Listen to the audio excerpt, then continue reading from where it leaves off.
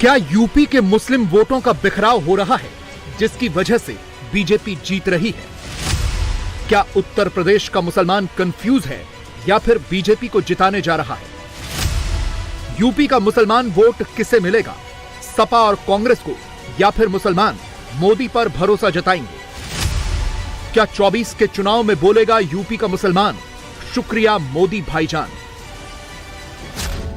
अयोध्या के इसी भव्य और दिव्य राम मंदिर की वजह से पूरे उत्तर प्रदेश में राम लहर चल रही है, लेकिन क्या इस राम लहर से उत्तर प्रदेश का मुसलमान भी प्रभावित हो रहा है? क्या राम लहर की वजह से यूपी का मुसलमान एकजुट हो रहा है? और खास तौर पर अयोध्या से जुड़े लोकसभा क्षेत्रों के मुसलमानों का क्या हाल है? अवध की जमीन ने लंबे वक्त तक मंदिर और मस्जिद का संघर्ष देखा, लेकिन आज अयोध्या में राम मंदिर बनकर तैयार हो चुका है और 24 में बीजेपी इसी राम मंदिर की लहर के सहारे अपनी लहर पैदा करने की कोशिश कर रही है। हमने अयोध्या में ये जानने की कोशिश की कि राम मंदिर बन जाने के बाद यहाँ के मुसलमानों की जिंदगी में क्या बदलाव आया, उन्हें कैसी उम्मीदें हैं। तर्क उम्मीद बस की बात नहीं, वरना उम्मीद कब बर आई है। वेस्टर्न यूपी की तरह अवध के इलाके में मुस्लिम वोट इतने प्रभावी तो नहीं है, लेकिन फिर भी कुछ सीटों पर मुसलमानों का प्रभाव होता है। लेकिन सवाल यह है कि जिस राम लहर में बीजेपी यूपी में एक तरफा क्लीन स्वीप करने के मिशन पर है, वहां इस बार के चुनाव में मुसलमानों के वोटों का कोई महत्व रहेगा? अवध क्षेत्र में वैसे तो 14 सीटें हैं, लेकिन इनमें से 8 सीटों पर मुस्लिम वोटर खासी संख्या में हैं। इनमें लखनऊ हो या फैजाबाद और कैसरगंज, यहां कोई भी मुस्लिम सांसद नहीं बना। लखनऊ की बात करें तो यहां करीब 25% मुस्लिम आबादी है, लेकिन अब तक यहां से कोई मुस्लिम सांसद नहीं बन सका। बहराइच सीट पर मुस्लिम आबादी करीब 34% है, यहां से सबसे ज्यादा 5 मुस्लिम सांसद बने। अवध क्षेत्र में श्रावस्ती सीट पर 20% मुस्लिम हैं, लेकिन अब तक यहां से 3 बार मुस्लिम कैंडिडेट बाजी मार पाए हैं। इसके अलावा सुल्तानपुर और सीतापुर ने 2-2 मुस्लिम सांसद दिए हैं। पूरे अवध में इस वक्त सबसे ज्यादा महत्वपूर्ण है फैजाबाद, जो अब भले ही अयोध्या हो गया हो, लेकिन लोकसभा सीट का नाम अभी भी फैजाबाद ही है। इस शहर ने लगातार संघर्ष देखा है।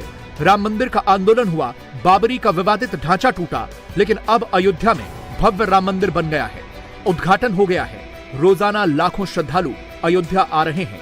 तो क्या इससे अयोध्या के मुसलमानों के जीवन में कोई बदलाव आया है कि नहीं? कितना आप बदलाव देख रहे हैं? ये जो बड़ा सा एक राम मंदिर अभी बना है, जिसकी प्राण प्रतिष्ठा 22 जनवरी को हुई है, उसके बाद क्या बदला आपकी जिंदगी में? हमारी जिंदगी तो ठीक है, जो है बदलाव हुआ है, मतलब कुछ न कुछ तो इनकम बढ़ा है, खपत बढ़ी है, और यहाँ तक कि हम मतलब हटा नहीं पा रहे हैं फूल। अच्छा, आप जो डिमांड है वो पूरी नहीं कर पा रहे हैं। और बढ़ोतरी यही हुआ है। इलेक्शन का वक्त भी बड़ा करीब आ गया है जी। क्या चल रहा है दिमाग में आपके? मोदी। अच्छा, मतलब मुसलमानों को भी मोदी पसंद है? देखिए कहना ये है हमारा कि मोदी सबका साथ सबका विकास चाहते। अच्छा। तो हम सब मोदी के साथ हैं। हाँ। और हमारा विकास भी हो रहा है। हाँ। आप देख ही रहे हैं, पहले दाल रोटी खाते थे, अब बताए हमने पे आ चुके हैं जी। तो यहाँ गोश्त मिल रहा है क्या? नहीं मिलता नहीं है, लेकिन सोयाबीन की तो बिरयानी बनी जाती है। अच्छा। राम मंदिर के आसपास रामपथ पर बहुत से मुस्लिम दुकानदार भी हैं। 22 जनवरी के बाद से अयोध्या में राम भक्तों का बहुत बड़ा तांता आ रहा है। जाहिर तौर पर इनकी बिक्री भी बढ़ी है और अब भविष्य भी सुरक्षित दिख रहा है। बहुत बड़ी तादाद में लोग पहुंच रहे हैं, तो इससे पूरे इलाके को कुछ फायदा हो रहा है?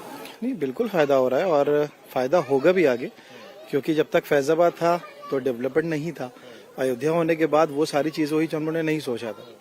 और अब बाहर हम लोग निकलते, जब जहाँ फैजाबाद लिखा था अब वहाँ फैजाबाद ना लिखा देख करके अयोध्या कैंट लिखा देखते हैं, तब क्या लग रहा है? कोई दिक्कत नहीं है। मैं कह रहा हूँ कुछ भी, जैसे श्री राम एयरपोर्ट बना, तो पहली बार जब अखबार में देखा कि श्री राम एयरपोर्ट, तो हम लोग ने फौरन ही कहा वाह, हम लोगों को इससे मतलब नहीं था। और वो ऐसा नाम है अयोध्या और श्री राम जी का ऐसा नाम है कि वो तो हम लोगों के लिए आदरणीय है ही। बीजेपी जिस राम लहर का पूरे देश में होने का दावा कर रही है, अयोध्या उसका एपिसेंटर है और बीजेपी मानती है कि अयोध्या से सटी हुई लोकसभा सीटों पर भी इसका असर जरूर दिखेगा। एक सवाल ये है कि मुसलमान इससे कितना प्रभावित हुए हैं और अवध के मुसलमानों की जिंदगी में क्या बदला है। इस बार के चुनाव में बीजेपी के लिए मुसलमानों के वोट बढ़ने के पूरे चांस हैं, क्योंकि मोदी के लाभार्थी वोट बैंक में यूपी का मुस्लिम भी जुड़ा हुआ है। केंद्र सरकार की योजनाओं का फायदा बहुत बड़े मुस्लिम वर्ग को मिल रहा है। यूपी में केंद्र सरकार की योजनाओं के लाभार्थियों में 2.5 करोड़ से ज्यादा मुसलमान हैं, जिन्हें मुफ्त राशन से लेकर शौचालय, पीएम आवास, आयुष्मान भारत और हर घर नल जैसी योजनाओं का फायदा मिल रहा है। और ये बातें हमें अयोध्या के मुस्लिम मोहल्लों में घूमते हुए भी महसूस हुई। इन मुसलमानों के बहुत सी बड़ी मदद की है कि उनके सब मकानात पक्के बनवा दिए गए। किसने मदद की है? योगी सरकार ने, बीजेपी गवर्नमेंट ने। अब हकीकत यह है कि सबको, जिनको भी नहीं देना चाहिए, जैसे भी थे, मकान कच्चे थे, न बिना छत के थे, सबको उन्होंने पैसे दिए, 2.5 लाख 3 लाख रुपए, और सब अच्छे पक्के मकानों में रह रहे हैं। फ्री राशन दे रहे हैं, वो खा पी रहे हैं, आराम कर रहे हैं। कोई उसमें भेदभाव नहीं, कोई ऐसी चीज नहीं कि मुसलमान है इनको न दो, ये हिंदू है इनको दो, तो ऐसी कोई चीज नहीं, दोनों बराबर चल रहे हैं। तो अब ऐसी हालत में तो बीजेपी के अलावा दूसरे का तो और सोचना बेकार सी बात है। अयोध्या की बात करें तो अयोध्या में जिस तरह से माननीय योगी आदित्यनाथ जी ने और मुख्यमंत्री और प्रधानमंत्री माननीय मोदी जी के द्वारा जो विकास कार्य किया जा रहा है, बहुत ही सराहनीय है, स्वागत योग्य कदम है और बहुत ही अच्छा काम हो रहा है। अब अयोध्या में हर तरफ चहल पहल दिख रही है। ये अयोध्या विश्व में पूरे विश्व में एक पूरे विश्व में ख्याति प्राप्त की हुई है। बहुत अच्छी रौनक है यहाँ पे। कोई और बात जो खासतौर से मुसलमानों को कहीं कुछ दिक्कत हो रही थी? देखिए, दिक्कत परेशानी वाली बात यह है कि जिस तरह से माननीय प्रधानमंत्री जी का वादा है, सबका साथ, सबका विकास, सबका विश्वास का, उस वादे के मुताबिक कोई काम नहीं हो रहा है। यहाँ पे हम लोग तो बहुत खुश है, काम बहुत हो रहा है, अच्छे हो रहा है, ठीक है, लेकिन थोड़ी तकलीफ इस बात की कि जिस तरह से हिंदू भाइयों के धार्मिक स्थलों का जीर्णोद्धार हो रहा है, उसी तरह से हमारे भी धार्मिक स्थलों का जीर्णोद्धार होता तो वो उस खूबसूरती में 4 चांद लग जाता है। 2 साल पहले उत्तर प्रदेश के विधानसभा चुनावों में भी मुसलमानों ने बीजेपी को वोट नहीं दिया था, बल्कि मुसलमानों की पहली पसंद समाजवादी पार्टी थी। CSDS लोकनीति के सर्वे में यह सामने आया था कि यूपी के 79% मुसलमानों ने सपा को वोट किया था, जबकि बीजेपी को सिर्फ 8% मुसलमानों के वोट मिले। लेकिन इस बार यह आंकड़ा बदलने की पूरी संभावना है और इसमें भी बड़ी वजह मोदी की योजनाओं को बताया जा रहा है। मुसलमानों की ऐसी ही प्रतिक्रिया हमें लखनऊ में भी मिली। मोदी जी ने कैसा काम किया पिछले वर्ष? मोदी जी ने ऐसे सरसरी तौर पे देखा जाए तो बहुत अच्छा काम किया।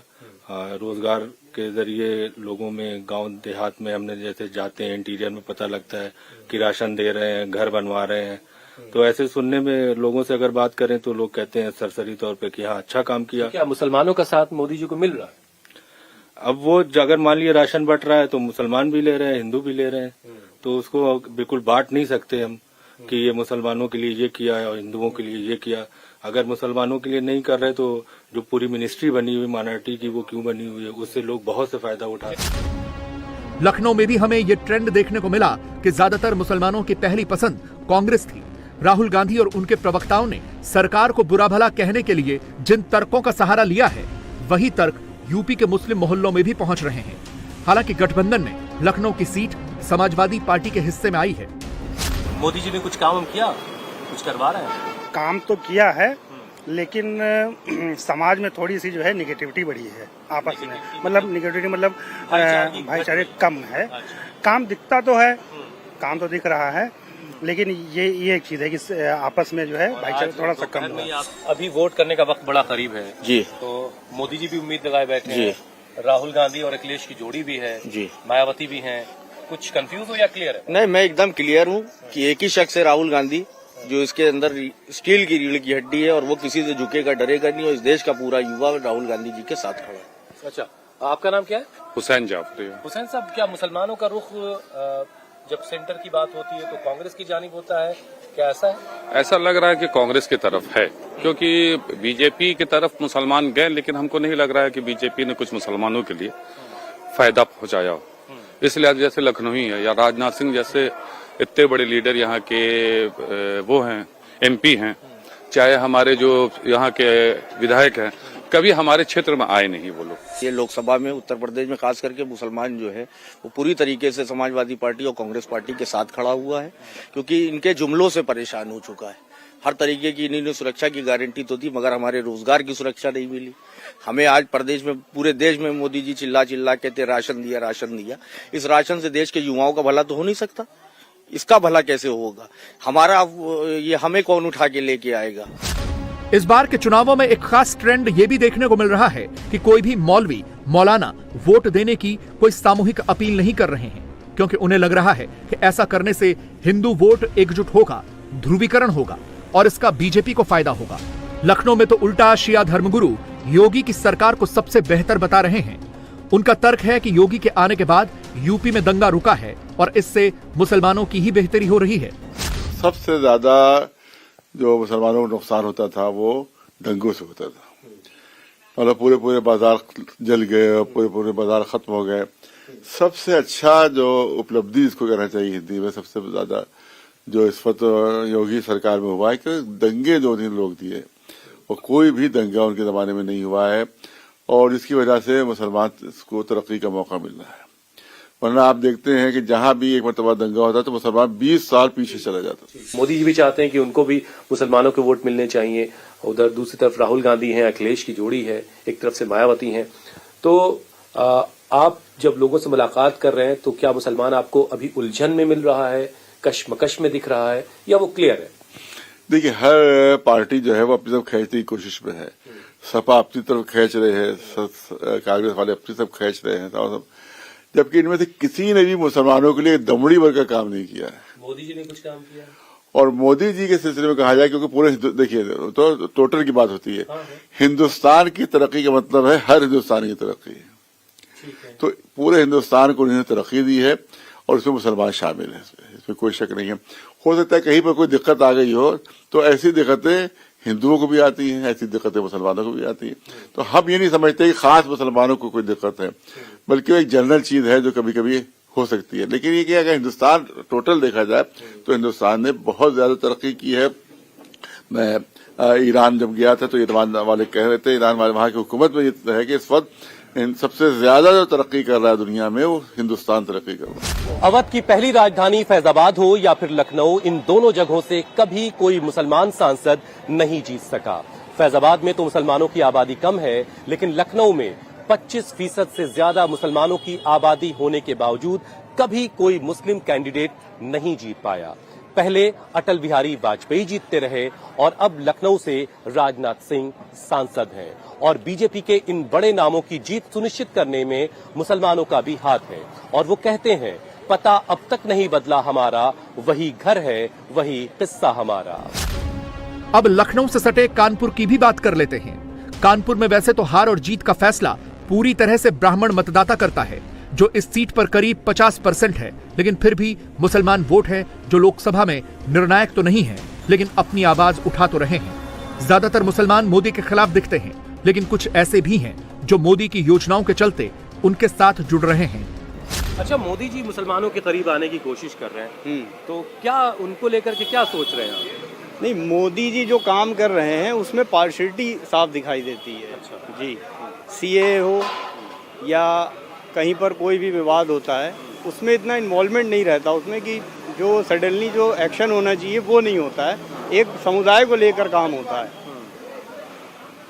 तो वो नहीं होना चाहिए। बहुत जल्दी सियासी गर्मी बढ़ने वाली है, बटन दबाने का टाइम आ गया। जी, तय किया? तय क्या करेंगे, तय क्या करेंगे भाई, मोदी हमारे साथ में, मोदी जी का सहयोग करेंगे। मोदी जी ने सारा सहयोग हम लोग को दिया है। अच्छा, राशन मिल रहा है क्या? राशन भी मिल रहा है, गैस सिलेंडर भी मिला है। आपका नाम क्या है भाई? ताहिर मेहंदी। ताहिर साहब, क्या कर रहे हैं आप? टीचर। पढ़ा रहे हैं, बच्चों का भविष्य बना रहे हैं? बच्चे अच्छे से पढ़ रहे हैं? एजुकेशन सिस्टम अभी वो नहीं है जो होना चाहिए सर देश में। अच्छा, क्या होना चाहिए? थोड़ा सा और इम्प्रूवमेंट होने, क्योंकि देश में अब जो माहौल चल रहा है। कैसा माहौल चल रहा है? कि देश के लोगों को मंदिर और रिलीजियस टॉपिक पे ज्यादा बात करनी है, धार्मिक चीजों में उलझा के रखा है। हाँ, ये कह रहे हैं जिस चीज की नीड है, मेडिकल एजुकेशन, इस चीज पे जो है किसी का फोकस नहीं है। ये चीज ज्यादा ठीक से अच्छी। जब आप इस बार वोट करेंगे तो आपके जहन में ये सारी बातें एजुकेशन और मेडिकल, क्योंकि सब यही प्रायोरिटी है सर इस वक्त। इस तो चीज मोदी जी उस पर ध्यान नहीं दे रहे ठीक से, आप उतना फोकस नहीं है जितना ये रिलीजन पे फोकस है। सोनिया गांधी राज्यसभा चली गई। अभी तक रायबरेली से सांसद हुआ करती थी। पिछले 20 सालों तक उन्होंने रायबरेली का प्रतिनिधित्व किया है, लेकिन अब बढ़ती उम्र का हवाला देकर सोनिया गांधी लोकसभा से रिटायर हो गई। लेकिन इसकी एक वजह रायबरेली में कांग्रेस की हार का डर है। कांग्रेस को इसका अंदाजा 2022 के विधानसभा चुनाव में ही लग गया था। 2022 के विधानसभा चुनाव में कांग्रेस एक भी सीट नहीं जीत पाई थी। रायबरेली में 6 विधानसभा सीटें हैं और इन पर बीजेपी और सपा की जीत हुई थी। इसीलिए कांग्रेस को लग रहा था कि कहीं ऐसा न हो कि अमेठी से राहुल गांधी की तरह रायबरेली से सोनिया गांधी भी हार जाएं। कांग्रेस के यहाँ पे सांसद सोनिया गांधी रही हैं। वो 5 साल से यहाँ पे मुंह दिखाने नहीं आई।